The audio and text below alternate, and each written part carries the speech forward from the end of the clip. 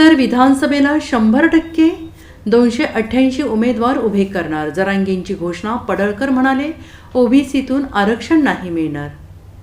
मराठा आरक्षणासाठी लढा उभारणारे उपोषणकर्ते मनोज जरांगे पाटील यांनी लोकसभा निवडणुकीत थेट सक्रिय सहभाग घेतला नाही. कुणाला पाडायचे त्याला पाडा असं म्हणत मराठा समाजाला जरांगे यांनी आवाहन केले. मात्र जरांगे यांच्या प्रभावाचा आणि मराठा आरक्षणाचा परिणाम परभणी, जालना आणि बीड लोकसभा मतदारसंघात दिसून आला. बीडमध्ये मराठा विरुद्ध वंजारी किंवा ओबीसी असं राजकीय समीकरण ऐन निवडणुकीत पाहायला मिळालं.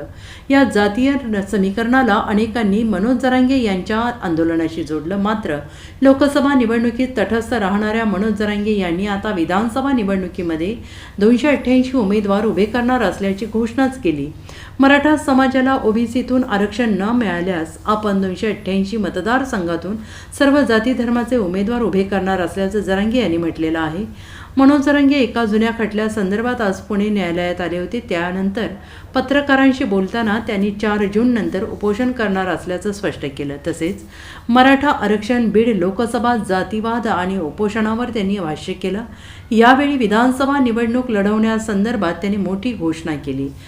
जर मराठा समाजाला ओबीसीमधून आरक्षण मिळालं नाही तर विधानसभेला 288 मतदारसंघातून उमेदवार उभं करणार असल्याची घोषणा जरांगे यांनी केली आहे. जरांगेंच्या या घोषणेनंतर त्यांच्या समर्थकांनी जल्लोषही केला आहे. कुणबी आणि मराठा एकच आहेत, त्यामुळे जर ओबीसीमधून आरक्षण दिलं नाही तर विधानसभेला 288 मतदारसंघात उमेदवार उभे करणार असल्याचं जरांगे यांनी म्हटलेलं आहे. Bureau report, SBN Marathi, Pune.